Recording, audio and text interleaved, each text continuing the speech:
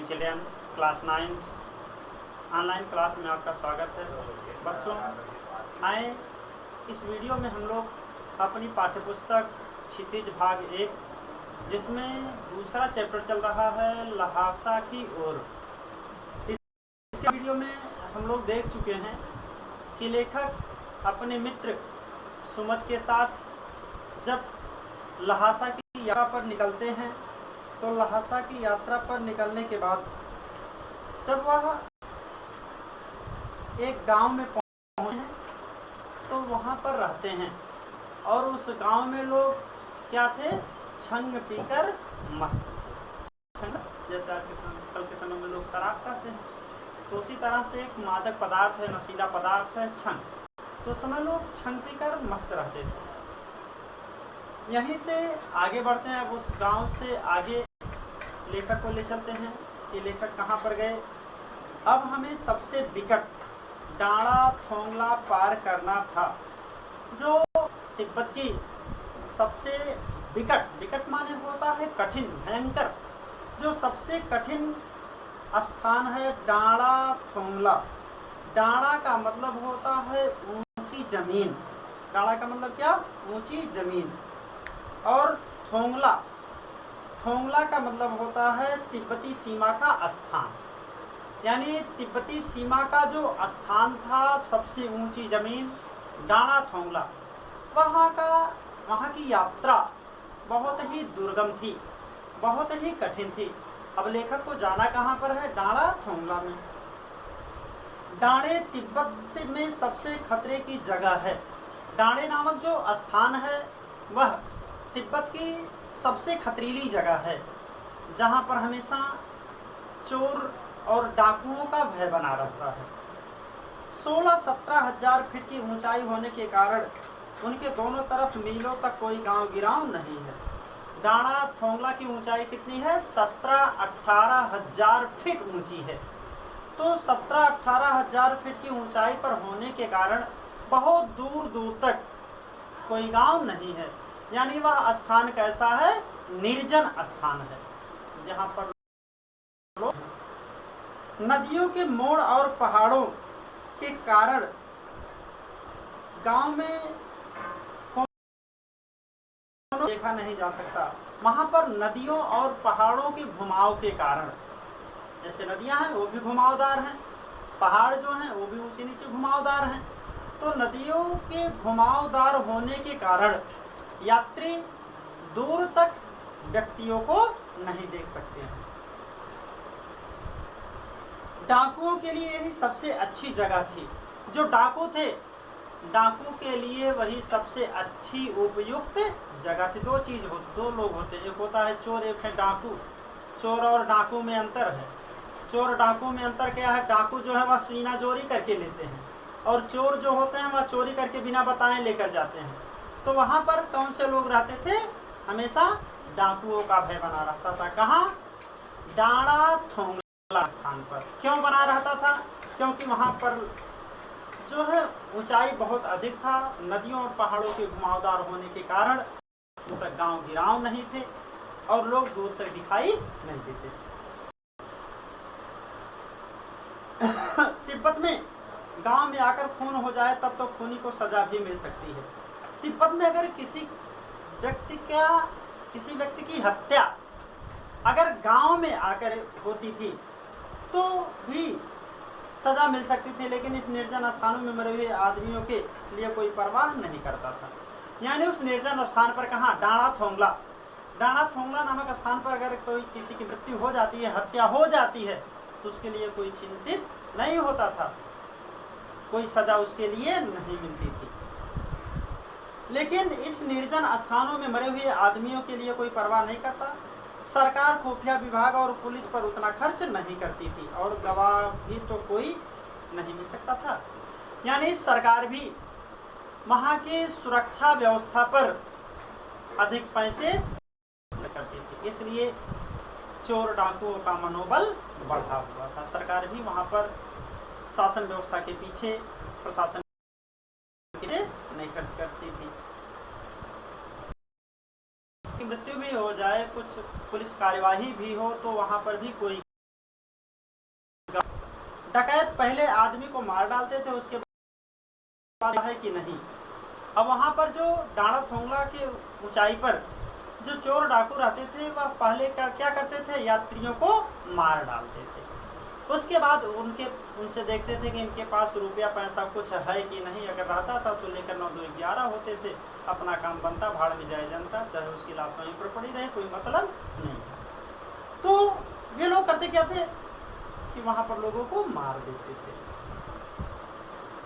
और हथियार का काम के कारण यहाँ लाठी डंडे की तरह लोग पिस्तौल बंदूक लिए फिरते थे। वहाँ पर हथियारों के लिए कोई कानून भी नहीं था। इसलिए लोग जिस तरह से आज देहातों में लोग लाठी डंडा को लेकर चलते हैं, उसी तरह से तिब्बत लोग बंदूक और पिस्तौल को लेकर चलते थे। यानी कोई कानून व्यवस्था नहीं थी भारत में कि अगर आपको एक पिस्तौल लेना है तो उसके लिए पहले आप डीएम से लाइसेंस बनवाइए तब लीजिए, लेकिन वहाँ पर ऐसी कोई व्यवस्था नहीं थी। इसलिए चोर डाकुओं का मनोबल बढ़ा हुआ था।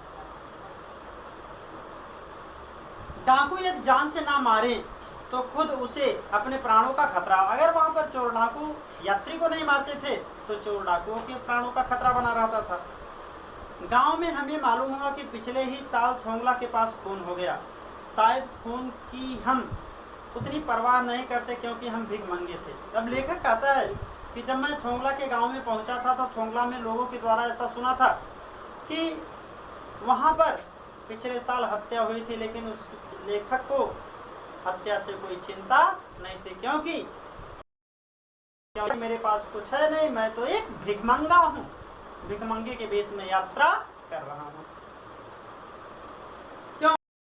और जहाँ कहीं वैसी सूरत देखते टोपी उतार कर जीभ निकाल कर कुची कुची एक पैसा कहते भीख मांगने लगते। लेखक जब देखता था कि डांडे थोंगले में कुछ ऐसे अपरिचित व्यक्ति मिलते थे तो लेखक करता क्या था कि सर से टोपी निकाल लेता था, टोपी को हाथ में लेकर मतलब हाथ फैलाकर जीभ को निकाल कर कुची कुची कहने लगता था। जैसे हम लोग यहाँ पर देखते हैं कि कुछ भिखारी जब आते हैं तो कहते हैं कि बाबू एक पैसा दे दाता के नाम तुझको अल्लाह रखें।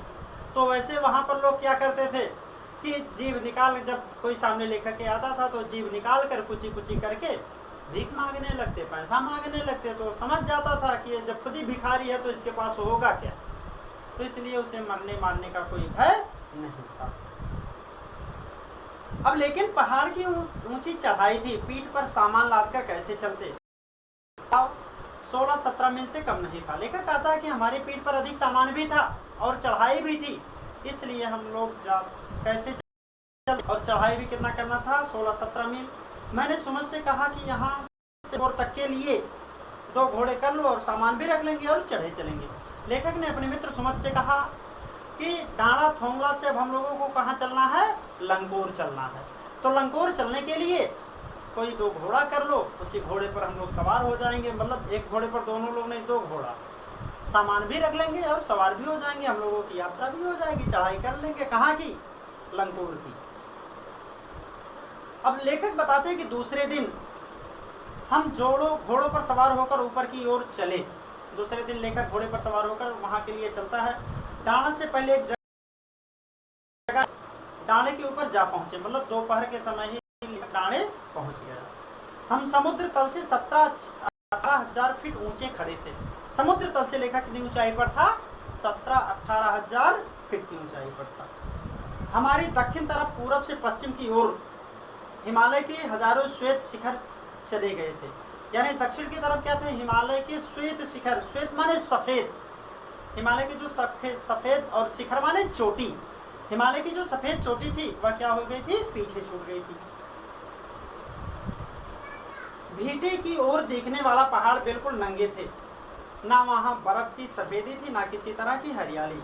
उत्तर की तरफ बहुत कम बर्फियाँ दिखाई पड़ती थी, मतलब उत्तर की तरफ कैसा था, बहुत कम बर्फ वाली चोटियाँ दिखाई पड़ती थी। सर्वोच्च स्थान अब डांडे के देवता का स्थान था। जो सबसे ऊंचा स्थान था वह लंकोर डांडे के देवता का स्थान था। जो पत्थरों के ढेर, जानवरों के सींगों और रंग बिरंगे कपड़ों की, डांडे के देवता का स्थान जो था वह हड्डियों के ढेर से रंग बिरंगे कपड़ों से सजाया गया था, झंडियों से। अब हमें बराबर उतराई पर चलना था, मतलब वो लेखक को उतराई पर जाना, पहले क्या किया, चढ़ाई किया, उसके बाद उतराई पर जाना था। उतराई पर जाना था। हम दो एक और सवार साथी हमारे साथ चल रहे थे। मेरा घोड़ा कुछ धीमे चल रहा था, लेखक का जो घोड़ा था वह धीमे चल रहा था, मंद गति से। मैंने समझा कि थकाई की चढ़ावट के कारण ऐसा कर रहा और उसे मारना नहीं चाहता था। धीरे धीरे वह बहुत पिछड़ गया और दैनिक की वस्तु की तरह अपने घोड़े पर झूमता हुआ चला जा रहा था। लेखक कहता कि मेरा घोड़ा क्या था, बहुत स्लो चल रहा था, धीरे धीरे चल रहा था। क्यों? अब लेखक ने सोचा कि खाना भी पाप है। क्यों? क्योंकि चढ़ाई के कारण घोड़ा जो है थक चुका है, इसलिए अब घोड़ा तेज नहीं चल रहा। कि घोड़ा आगे जा रहा है या पीछे, मतलब लेखक को यह मालूम नहीं होता घोड़ा आगे चल रहा है या पीछे जा रहा है, लेकिन चल रहा था घोड़ा। अब आगे कि जब मैं जोर देने लगता तो और सुस्त पड़ जाता। एक जगह दो रास्ते फूट रहे थे, मैं बायां का रास्ता ले मील 1.5 मील चला गया। मतलब एक जगह पर उसके लेखक के जो साथी थे वह आगे चले गए, लेखक पीछे हो गया। और पीछे होने के बाद में क्या होता है कि लेखक जो है अपना रास्ता भूल जाता है, 1.5 मील दूसरे रास्ते पर चला जाता है, चला गया। आगे करीब के गांव में मील भर पर था तो सुमत एक घर में पूछने से पता लगा कि लंकोर का रास्ता दाहिने वाला था। लेखक जब 1.5-2 मील आगे चला गया गलत रास्ते पर, तो एक गांव में किसी व्यक्ति से पूछा कि लंकोर जाने का रास्ता कौन है। तो उसने बताया कि 1.5 मील पीछे आप जाइए और वहाँ से जाइए तो आगे मिलेगा आपको लंकोर। फिर लौटकर उसी को पकड़ा। 4-5 बजे के करीब में गांव से मील भर पर था तो सुमत इंतजार करते हुए मिले। लेकिन जब पहुंचता है देखता है कि सुमत जो है उसकी प्रतीक्षा कर रहा है। मंगोलों का मुंह वैसे लाल होता है और अब तो वह पूरे गुस्से में था। मंगोल का चेहरा वैसे लाल होता है, लेकिन क्रोध के कारण गुस्से में उसका चेहरा और भी लाल हो चुका था। उन्होंने कहा, किसने कहा? लेखक के मित्र ने। क्या कहा? मैंने 2 टोकरी कंडे फूंक डाले, 3-3 बार चाय को गर्म किया। मैंने बहुत नरमी से जवाब दिया। लेखक क्या जवाब दिया? लेकिन मेरा कसूर नहीं है, मित्र देख नहीं रो कैसा घोड़ा मुझे मिला है, मैं तो रात तक पहुंचने की उम्मीद रखता था। खैर, सुमत को जितनी जल्दी गुस्सा आता था उतनी ही जल्दी वह ठंडा भी हो जाता था। लंकोर में वह एक अच्छी जगह पर ठहरे थे, यहाँ भी उनके अच्छे यजमान थे। पहले चाय सत्तू खाया गया, रात को गर्मा गर्म थुक्का पिया गया। तो लेखक वहाँ पर पहुँचता है, गर्मा गर्म चाय पीता है अपने मित्र के साथ, थुक्का भी पीता है, उसके बाद में सोता है। तो इस वीडियो में लेखक को वहीं पर सोने दीजिए, शेष हम अगले वीडियो में करेंगे। तब तक के लिए आपका दिन शुभ हो। नमस्कार।